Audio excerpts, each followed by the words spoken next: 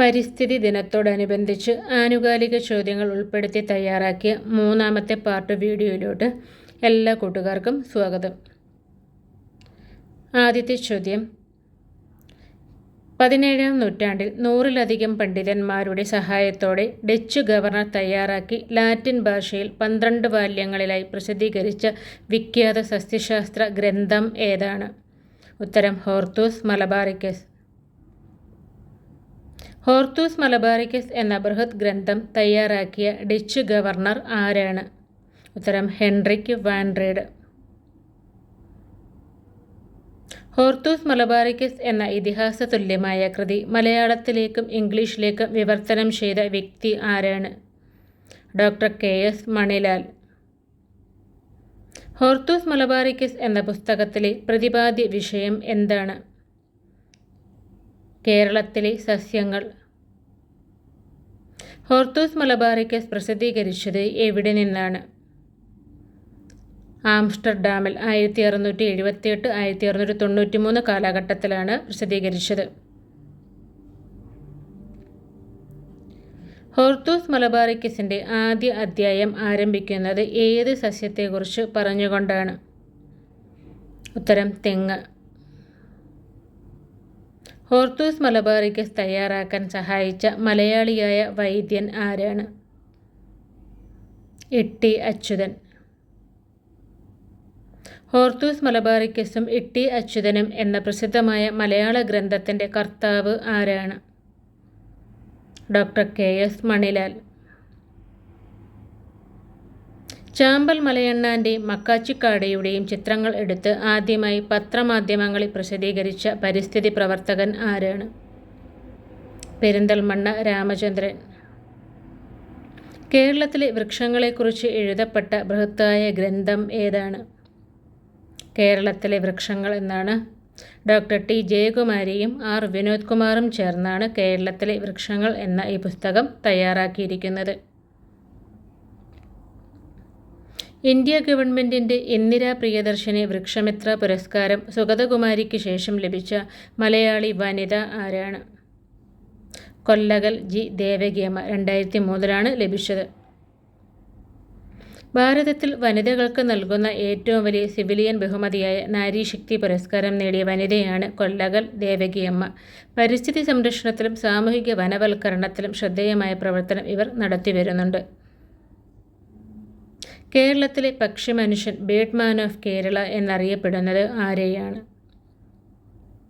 KK Neelakantan. Induchoodan എന്ന് അറിയപ്പെടുന്നു. മലയാളികളായ പക്ഷി നിരീക്ഷകരുടെ ബൈബിൾ എന്ന് വിശേഷിപ്പിക്കുന്ന ഗ്രന്ഥം ഏതാണ്?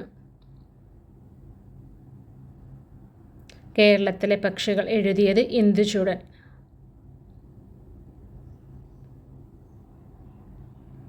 പുല്ലു തൊട്ട് പൂനാര വരെ എന്ന ഗ്രന്ഥത്തിൻ്റെ രചയിതാവ് ആരാണ്? ഇന്ദുചൂടൻ. സസ്യശാസ്ത്ര രംഗത്ത് ആഗോള പ്രശസ്തയായ മലയാളി വനിത ആരാണ്? EK ജാനകിയമ്മാൾ. ആദ്യ ഇന്ത്യൻ സസ്യശാസ്ത്രജ്ഞയാണ്. കാസർഗോഡിൻ്റെ ശാപം എന്ന് വിശേഷിപ്പിക്കുന്നത് എന്താണ്? എൻഡോസൾഫാൻ. കേരളത്തിൽ കർഷക ദിനമായി ആചരിക്കുന്നത് എന്നാണ്? ചിങ്ങം 1. സൈലന്റ് വാലി പ്രശ്നം ആദ്യമായി പത്രങ്ങളിലൂടെ ലോകത്തെ അറിയിച്ചത് ആരാണ്? Professor MK Prasad. കേരളത്തിൽ അങ്ങോളം ഇങ്ങോളം സഞ്ചരിച്ചുകൊണ്ട് പരിസ്ഥിതി പ്രവർത്തനങ്ങൾ നടത്തിയ ആദ്യ വ്യക്തി ആൻഡപ്പൻ അമ്പിയായം. ഇദ്ദേഹം മരിച്ചുപോയി 11 വർഷമായി. പ്രസിദ്ധീകരിച്ച് 3 നൂറ്റാണ്ട് കഴിഞ്ഞിട്ടും കേരളത്തിലെ സസ്യസമ്പത്തിനെക്കുറിച്ച് അമൂല്യമായ വിവരങ്ങൾ അതിലുണ്ടെന്ന് അറിയാമായിരുന്നിട്ടും പരിഭാഷപ്പെടുത്തുവാൻ 330 വർഷം കാത്തിരിക്കേണ്ടി വന്ന ഗ്രന്ഥം ഏതാണ്? Hortus Malabaricus. കാടെവിടെ മക്കളെ, മേടെവിടെ മക്കളെ, കാട്ടുപുൽ തകടിയുടെ വേരെവിടെ മക്കളെ. പ്രസിദ്ധമായ ഈ വരികളുടെ രചയിതാവ് ആരാണ്? ഉത്തരം അയ്യപ്പ പണിക്കർ. ഞാൻ വിത്തിട്ട് പോകാൻ ഒരുങ്ങുന്നു. വിത്തുകൾ തുടർന്നും വിതയ്ക്കേണ്ടത് എൻ്റെ പ്രിയപ്പെട്ടവരായ നിങ്ങളുടെ ചുമതലയാണ്. ആരും രക്ഷകനെ പ്രതീക്ഷിച്ചിരിക്കേണ്ട. നിങ്ങൾ തന്നെയാണ് രക്ഷകൻ. ഇതാരുടെ വാക്കുകളാണ്? ഉത്തരം ജോൺ സി ജേക്കബ്. ക്ഷാമയാം നിശബ്ദ കാനനമേ, നിന്നെ ആനന്ദ ബാഷ്പം നിറഞ്ഞ മിഴികളാൽ ഞാനൊന്നൊഴിഞ്ഞു കൊള്ളട്ടെ. കരം കുപ്പി ഞാനൊന്ന് കണ്ടു നിന്നോട്ടെ മതിവരെ. ഇത് ആരുടെ വാക്കുകളാണ്? സുഗതകുമാരി ടീച്ചർ. ഒരു തൈ നടുമ്പോൾ ഒരു തണൽ നടുന്നു, നടുനിവർക്കാനൊരു കുളിർനിഴൽ നടുന്നു, പകലുറക്കത്തിനൊരു മലർവിരി നടുന്നു. ആരുടെ വരികളാണ് ഇത്? ഉത്തരം ONV കുറുപ്പ്. കേരളത്തിലെ ആദ്യ ദേശീയ ഉദ്യാനം ഏതാണ്?